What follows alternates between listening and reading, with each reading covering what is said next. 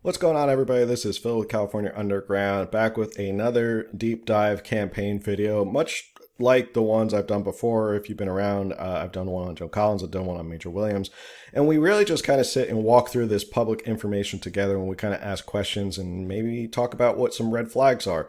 And the point of this video really is to be half informational and half educational, in the sense that we're going to walk through some of the stuff regarding Kim Klacik, that Candace Owens had discovered and she brought up on her live yesterday.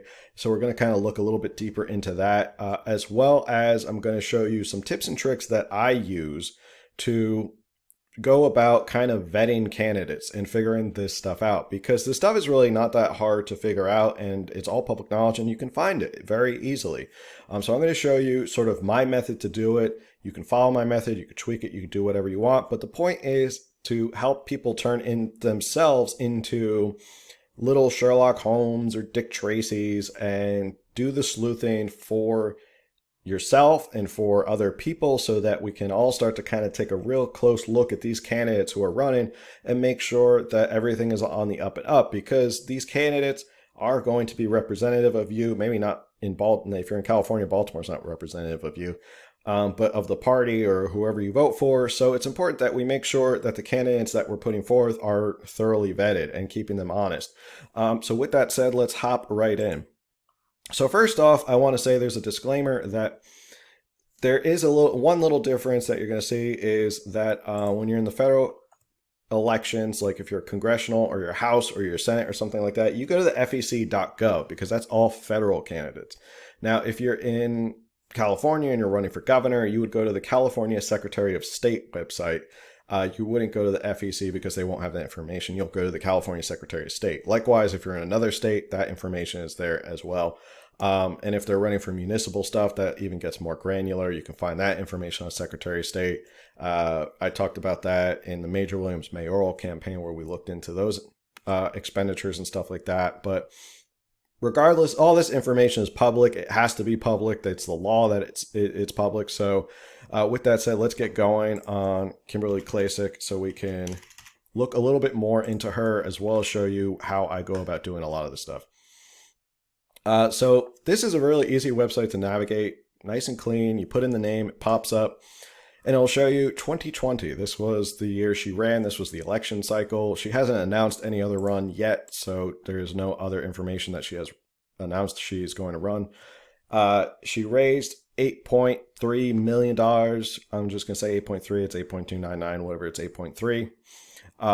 And you can look down here. It shows you how much she spent. She spent $7.5 million of it. And then you have this $800,000 cash on hand.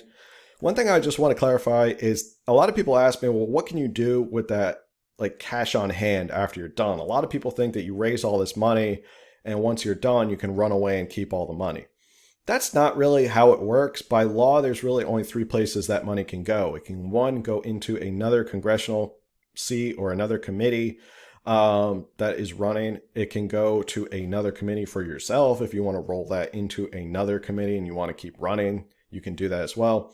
Or third, which seems to be the most popular way if you want to make money, which is start a PAC. And if you start a PAC, you can give that money to a PAC. That's totally fine. Now, once the PAC is set up, now you can put yourself on payroll. You can say, I'm running the PAC and, I need to make X amount of dollars in my role as CEO or president of this PAC. And that's the one way to get money to you as well. And Kimberly Klacik did start a PAC. It's called Red Renaissance, which we're going to talk about a little bit later. But first, let's jump into disbursements and we'll get started there, because this is where I like to go.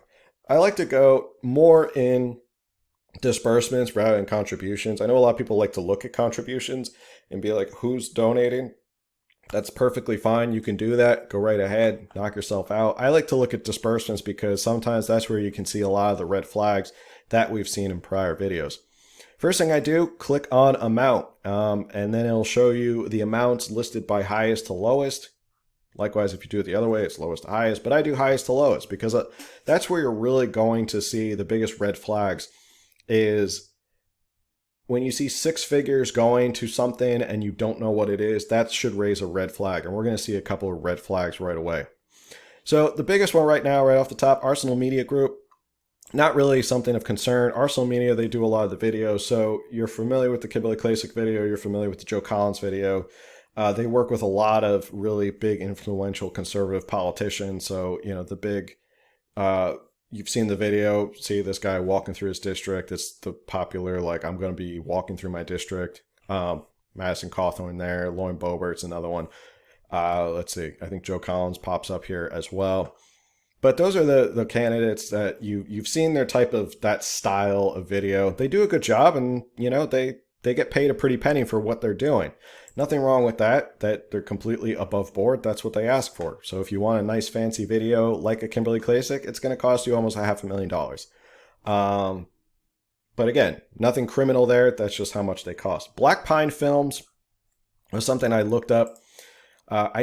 They're out in Michigan, and it looks like they're kind of focused on products, like rings and stuff. So I'm not really quite sure how this would relate to a congressional campaign in Maryland or in Baltimore. I'm sure there's photographers, especially in Maryland. I'm sure there's plenty of photographers and people who do this stuff close by because you're close to Washington, D.C. 720 Strategies, fine. Olympic Media, quick word about Olympic Media. They made about $3.5 million off of the Kim Klacik campaign, all told. So almost half of what she raised went into just Olympic Media. Now, that's not to say it's something criminal. It is to say that a lot of political consultants make a lot of money off these campaigns, and political consultants, that's their whole thing, is they need to make money. They're in the business of making money. And they made $3.5 million based on the way a contract is sort of set up, that they make a percentage of how much she raises. And that's sort of like, if you succeed, we succeed sort of mentality. And she had said this in a Washington Post article, and I'm paraphrasing here, that it's sort of a racket, some of these political consultants. So I think she was even caught off guard, to the point where I gave her the benefit of the doubt and said, maybe she got swept up in all this and she doesn't really understand what happened. And it all just happened so fast. 1 second you're doing a video, next you're retweeted by the president. And then before you know it, you have $8 million in the bank, and, everyone wants to work with you because you have $8 million. So nothing wrong there, nothing, crazy. This was the one that Candace had brought up, this Pearl event. Now, I'm going to show you a site that is going to be super helpful and cut down on your research a lot faster. It's this site called opencorporates.com. And what it is you basically just put in the name of a company and it will pull up their status, and it'll pull up when they were incorporated. So instead of going specifically to like the Maryland Secretary of State and looking that up, because some places like Delaware will ask you for like a name and a password and all that stuff, and you don't want to do that. You just want to look up a site, or you want to look up a company. And this is so much easier. So just go to opencorporates.com. They're not a sponsor the way I'm pushing them right now. I just think they're an awesome website. But as you can see, Pearl Events in Maryland, they were forfeited. And they forfeited, you can go down here and look at, they filed for forfeiture in October of 2019, which means that they started to become inactive around December of 2019. Also forfeited and not in good standing. Active, first it went from active not in good standing to forfeited not in good standing. What that means is usually if you're not in good standing as a corporation, you're behind on your tax liabilities. You haven't paid like your tax bill. So you're not in good standing. Usually the state is coming down on you. And then once you forfeit it, it means like you've given up, you're not an active corporation anymore. So they went inactive around the end of 2019. And let's go back here. Pearl Events made $120,000 in November of 2020. That is pretty crazy because, first off, that's a lot of money for a meet and greet. I mean, unless you're meeting tens of thousands of people, that's a lot of money for a meet and greet. I think, as Candace Owens said, that's a really expensive amount of money. But also, it's way after the company was even active anymore. So they had already forfeited a year before, and now all of a sudden they're making $120,000. So this is one way you can find the red flag that should cue you up and say, wait a second, why are you giving $120,000 to a company that is inactive or has been inactive for a long time? That should definitely raise a lot of alarm bells. And that's a question that I think Kim Klacik has to answer is, why did you give so money to this company that has been inactive? And I mean, the bigger question is the company not acting correctly? Are they trying to operate as an inactive, not in good standing company? Or Is it just because they're like an old shell company and you can just pass money through them? So we're going down, going down, going down. This is the other one that Candace brought up, Fox Inline Communications. And this one was similar to something I saw with Joe Collins. And it's something that also should ring another alarm bell for you, is this Fox Inline Communications. Look at when they were incorporated. April of 2020. So the same election year that they were running Kim Klacik, this company, Fox Inline Communications, came out of nowhere and incorporated. And I added up the money, and she gave them $257,000 of campaign funds. Where did they come from? What expertise do they have? This is their website, Fox Inline Communications. This is a stock photo, not a big deal. But this, I would venture to say, if someone wants to look into this, I would wager that that is probably a pirated logo, that it kind of looks like it might be a restaurant or something. Maybe a restaurant did this before. Like I could see like the Fox and the Lion Tavern or something and having that logo. This guy, the Honorable Talmadge Branch, ran for Congress, supposedly. I think he was a Democrat. Supposedly they worked with him, but they were only around for April 2020, which means either they worked with him that year and they helped him, or they just lied and used his likeness. So if I was him and that was not me, I'd be asking my attorney for a misappropriation of likeness lawsuit. So Fox and Lion Communications, she gave them money in 2020, $257,000. That's a big deal for a company that literally came out of nowhere. Majority Strategies, not a big deal. They're a good company.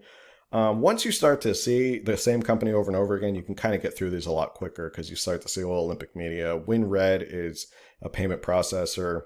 Black Pine Films, there's another $50,000, another $46,000 Black Pine Films. That's a lot of money for photography. I'm not really sure what Black Pine Films does. Jet the World, this was the infamous $40,000 flight that she took in October. I don't know where she was flying to for $40,000 unless she was buying the entire damn plane for the night. I don't really know, because there's another charge for $10,000, which shows that there is a difference in price, that you could get Jet the World for less than $40,000. I don't fly charter private, so I don't really know. There's Fox and the Lion Communications again. Arsenal Media, that's fine. Print Depot, this is just printing. Arsenal Media again. Jet the World, that's all fine, dandy. Then she donated some money to Saline for Congress. I don't know who that is. But as you can see, you start to go down. You start to go down a little bit more. And you can start to see that she... No, okay. So once you start to get down to a certain amount of money, like once you get into like the $100, it's not really, nothing's going to jump out at you. X Factor Strategies, I couldn't find anything on this company. They didn't pop up on Open Corporates. I couldn't find them on the web. I found different things that had nothing to do with Maryland and public policy. Integrated Solutions, this is their website, the new look of political software. That's it. So you just put in your email and your password and that's it. I don't know what else they do. That's basically it. She donated a little bit to Purdue for Senate. You know, after she had lost, she sent some money over there. She had a lot of fundraisers at Riley's Oyster Bar. This is more of a normal amount that you would think for a fundraiser at Riley's Oyster Bar is like $2,000 for a meet and greet, not $120,000. So, Forrest Consulting. This is what let's take a look at this one. I'm going to look this one up. We're doing this live now. Forrest Consulting. Forrest Brothers Consulting. They're probably just another consulting group. So this is really what you would do. Like what I'm doing right now. You'd look them up. You'd see the name. Kind of double check. See if they have a website. Forrest Brothers Consulting. Forrest Brothers Rentals. Interesting. That's Georgia. But nothing really popping up for them. Is it Brothers Consulting? Is this who it is? No, that's IT. So that's something to ask a question about. Who are these people? Why are you giving? Where's that money going to? And then you start to get down. It starts to get into the $100, and that's basically it for the red flags in my mind. I mean, you could go through with a fine-tooth comb and go through every single person. But going back to, this is one thing I do want to show you, is that you could do this as well. You can search not only the company, you can search officers as well. So like, let's look up her husband, Jeffrey Klacik. And this is really cool because it will tell you every single corporation that they are associated with. And this is when your detective skills really start to kick in, because you can say, well, this officer was the agent of service, or he was the incorporator for this company, and he sits on the board of this company, and now he's like involved with this company. And then you can start to put everything together and say, wait a second, I'm starting to see a pattern with the people that they keep using. So some of this was like Jeffrey T. Klacik. You can also narrow it down to like the state, so you're not going through like Jeffrey T. Klacik throughout the entire country. This is a rental property. This company, I have no idea what they are. JETS LLC. I tried to look them up. I could not find them for the life of me. So I guess he's a public accountant as well. I don't have no idea what Perrine Place Express is, but they're also inactive. But you can look that up. You can also look up like Kimberly Bray, which is her name before she was married. Freestyle Improvements. I don't know if that's her full name. Potential Me is the company, the nonprofit that she was talking about to Candace and saying like she helped so much with her nonprofit. Still in good standing. 8721 Lackawanna Avenue is where her and her husband register a lot of their companies. So a lot of their companies come out of their house. Nothing wrong with that. I mean, you can incorporate in a house, but when you start to incorporate what you think is a lot of big businesses out of houses, it's not really that impressive anymore. So you can use open corporates in this way. You can use it for companies. You can use it for officers. You can have a lot of fun. I call it fun, looking at and cross-checking and double-checking and cross-referencing these companies with open corporates to see whether they're active, whether they forfeited, where's the registered address. You can see where that is. As well. Oh, like for example, on like the Fox and the Lion, this was something that was interesting. Fox and Lion was incorporated here, talking about incorporating out of a business or incorporating out of an apartment. I found this on Zillow. It's like sort of the same thing. It's just a different townhouse. It's like a studio apartment. And they made $257,000 and they're like in a studio apartment. So that kind of does raise some questions as to where is this money going. We found the same thing that happened with Joe Collins, is that he had this company called Century City Consulting they sent money to. And that was even weirder because the guy who incorporated it was involved with his campaign. And then they started sending money to the Century City Consulting, like tens of thousands of dollars, 2 months before the election. And it was incorporated like a studio apartment in Century City, LA. So that's stuff that you look at and you can see the address. You can see who the directors and officers are. And you can really start to kind of dig down into a lot of this information. So going back to that pack that she said. So she started this pack called the Red Renaissance. Red Renaissance Inc., which is a political action committee. Now, remember how I said she had $800,000 on hand? Well, she only gave about $5,000 of that. And you can see that by going here, other committee contributions. And you can go Kimberly Klacik for Congress, and she gave $5,000. Now, if you're ready for this, hold on to your butts because this is going to get really crazy. So it's $5,000 and $5, right? For this cycle, total disbursements is 50 cents. That's it. So for a political action committee, and this is the website that she set up. This is her, obviously. She's also supporting the next generation of candidates. Not really sure who a lot of these people are. No offense to them.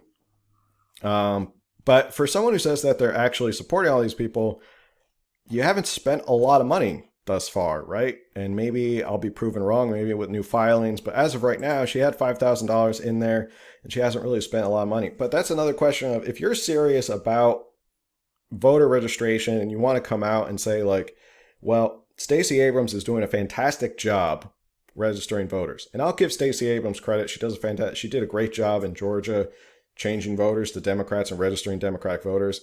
You had $800,000 of cash on hand. So if this was something that was really serious to you, you could have actually given that $800,000, you can give him half of it to this new political action committee and really got off the ground running and started doing a lot of things with it.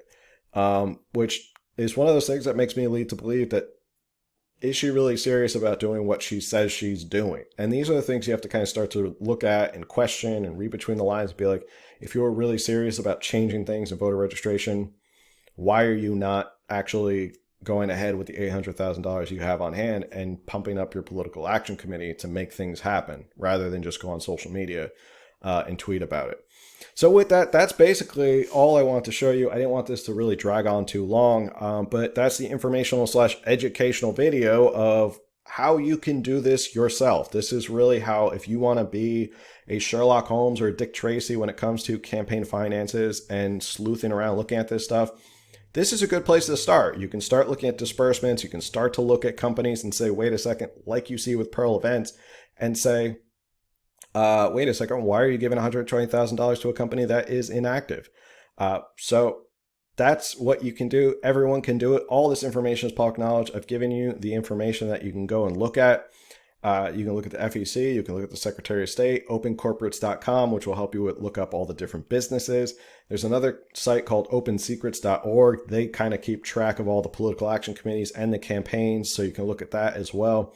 Followthemoney.org is another good one. So those are all sites that you can start to look up all this public information a lot faster than kind of going through it specifically. So with that said, thank you for tuning in. If you ever have any questions about this or come across something and you're like, hey, can you tell me if this is a red flag or not? Feel free to DM me on Instagram at California Underground, or if you want to email me at californiaunderground@protonmail.com, I'd be happy to respond to you. And as always, thank you for tuning in. Later.